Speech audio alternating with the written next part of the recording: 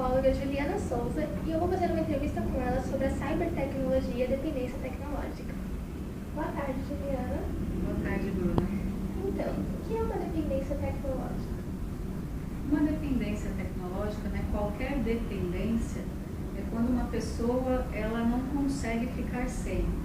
Se ela realmente precisa do computador, da tecnologia na cabeça dela para conseguir viver. Ela não consegue ficar sem esse, quando a gente fala um objeto, né, pode ser o álcool, pode ser o celular, hoje em dia pode ser a internet. Essa seria uma dependência tecnológica. A tecnologia interfere na vida das pessoas, tanto nas relações sociais como organizacionais? Com certeza.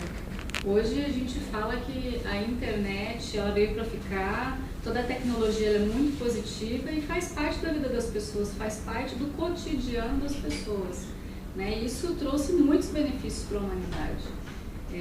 A única questão, quando a gente fala de dependência tecnológica, é quando as pessoas não conseguem ficar sem isso, e isso passa a prejudicar as relações sociais e a sua saúde psíquica, emocional e relacional e social também. E quando a tecnologia se torna um vício e atinge uma patologia? Quando isso passa a prejudicar a vida do indivíduo. Falando de maneira bem simples, quando isso passa a interferir no como ela se sente, começa a fazer mal a ela mesma ou às pessoas que estão à sua volta de uma maneira que traga prejuízos, né? Então, um indivíduo que tem uma patologia, uma dependência, funciona como se fosse uma fobia, uma abstinência. Você tirar a internet, tirar o celular e tirar a tecnologia de uma pessoa que é dependente, é como se fosse uma abstinência. Essa pessoa ela passa a se sentir muito mal, inclusive até crises. Isso pode se manifestar de várias maneiras. O uso elevado dos recursos cibernéticos, como internet, jogos eletrônicos e celulares, tem a ver com algum tipo de hábito pessoal que incomode o indivíduo ou até algum tipo de depressão? Muitas vezes é muito difícil a gente dizer o que é que causa a dependência tecnológica, né? Mas o ser humano, por constituição, ele sempre sente falta de alguma coisa. E as pessoas que têm algum tipo de dificuldade relacional, por exemplo, hoje é muito comum, né, se namorar pela internet, por exemplo, se relacionar pela internet, não tem amigos e acaba buscando a internet para se relacionar, e acaba que a internet pode ser sim um substituto para muitas coisas, para um jovem ou para uma pessoa que não é tão jovem. Isso acontece em todas as faixas etárias. As crianças hoje começam muito cedo também a utilizar a tecnologia. Agora, qual é a causa disso? Pode ter certeza que está muito relacionado a todas as dependências. É o indivíduo insatisfeito ou que sente falta de alguma coisa e utiliza o meio tecnológico para preencher essa falta. Isso é saudável, isso não é ruim. Mas quando em excesso, ou quando isso realmente começa a atrapalhar a vida da pessoa, isso pode ser um problema. Essa entidade clínica e possível transtorno mental pode receber tratamento? Com certeza, é tratável e depende do grau, né, que se está. É importante uma avaliação psicológica e talvez até psiquiátrica. Tem como reverter essa situação e fazer com que o tratamento deixe o indivíduo absolutamente saudável em relação à tecnologia? Com certeza, eu acredito que sim. O que existe hoje, que é importante a gente tomar muito cuidado, é a classificação das pessoas. Muitas vezes existe muito preconceito, existe muita falta de conhecimento sobre como utilizar essa tecnologia de maneira benéfica. E esse é o principal cuidado que a gente tem que ter quando vai tratar o indivíduo, entender até onde é saudável e quando deixa de ser saudável. E aí cada um é um e a gente precisa analisar cada situação. Pesquisadores afirmaram que a tecnologia no ambiente de trabalho pode se tornar um problema quando interfere na produtividade do funcionário. Para que isso não aconteça, a possibilidade de descobrir se o candidato ao emprego é um dependente tecnológico através dos resultados da entrevista? Talvez, né, é possível sim, através da entrevista você pode conseguir captar algumas coisas, né? O mundo organizacional, é um mundo que exige bastante produtividade, tem entregas, resultados. Quando você é contratado para um determinado cargo, existe um papel e uma responsabilidade que é esperada de você.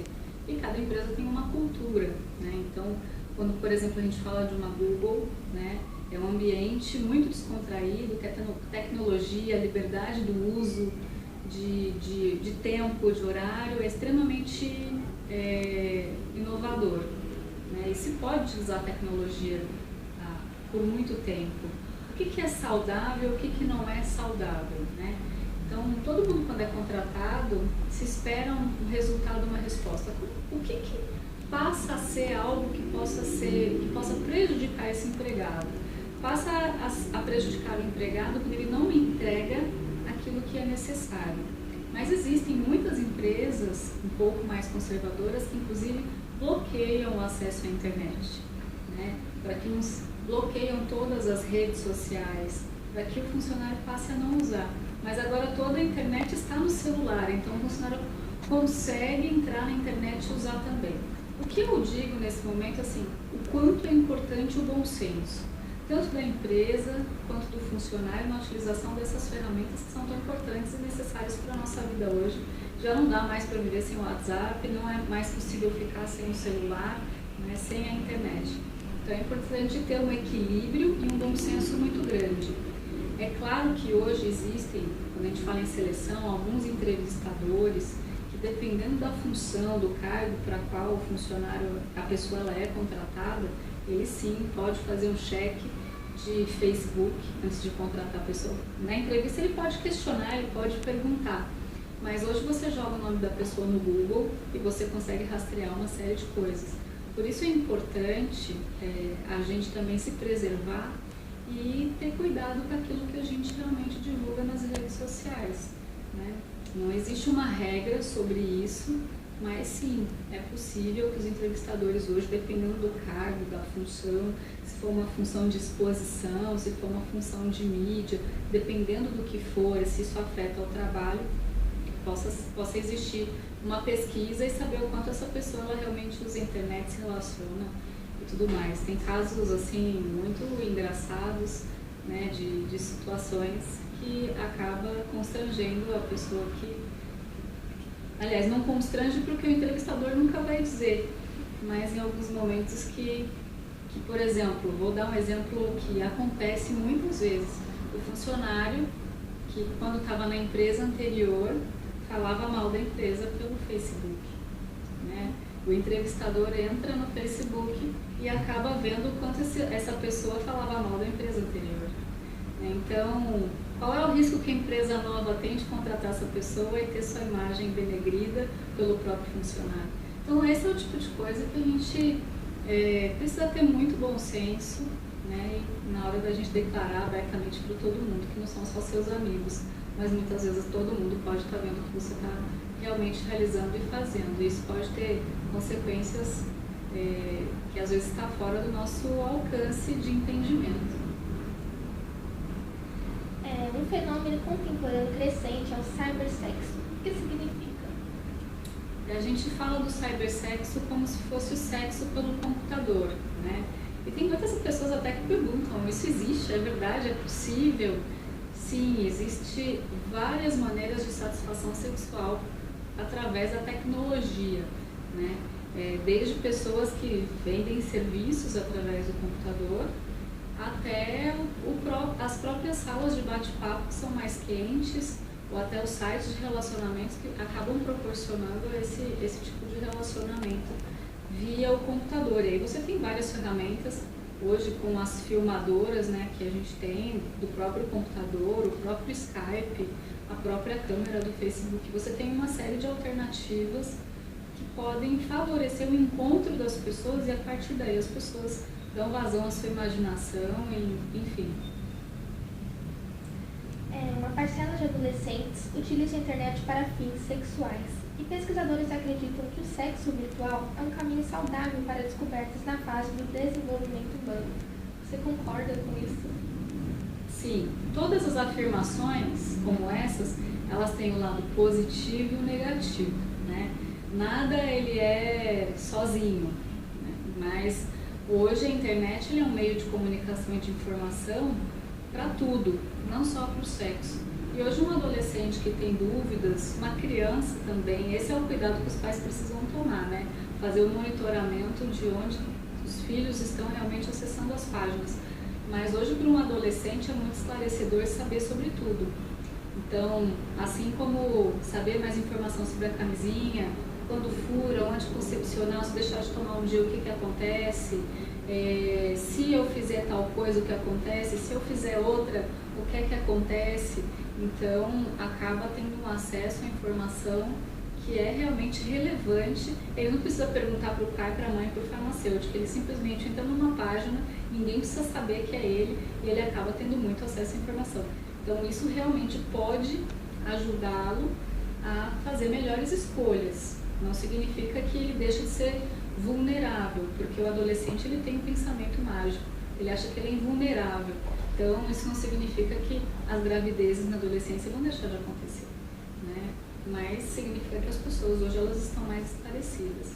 Sim, eu acredito que colabora com certeza, dentro de uma medida, dentro de um limite favorável e saudável, sim. O cibersexo se torna um problema judicial quando a pedofilia com crianças e adolescentes. Como combater essa situação?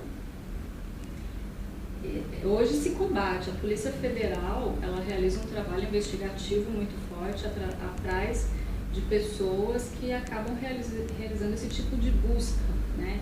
Todos os sites de busca, existe uma ferramenta dentro da internet que você já deve conhecer, Bruna. Você entra num site, por exemplo, de sapato, da marca X, né? E de repente você está numa outra página que não tem sentido nenhum isso, e você entra naquela página e os anúncios começam a aparecer os sapatos que você estava verificando antes. Então existe maneira de rastrear tudo o que você faz, né? Quando você entra novamente no mesmo usuário, isso também é rastreado. A polícia tem sistemas de rastreamento muito intensos e investigativos para as pessoas que fazem esse tipo de pesquisa. Então, por exemplo, joga no Google, né, crianças nuas.